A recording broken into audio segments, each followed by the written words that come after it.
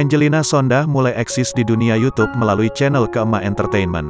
Selain itu, melalui akun Instagramnya, @angelinasondah09, dia juga sudah mulai kebanjiran endorse. Baik di feed maupun Instastory, ada saja produk yang diendorsenya.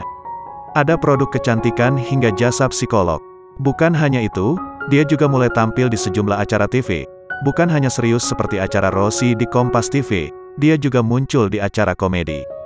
Iya, belum lama ini, Angelina Sondah juga tampil di acara The Sultan yang tayang di SCTV. Angelina Sondah buka suara mengenai kehidupannya setelah menjalani 10 tahun penjara. Salah satu pengakuannya terkait dengan pertanyaan publik mengenai jumlah harta kekayaan yang kini ia miliki setelah merasakan kebebasan.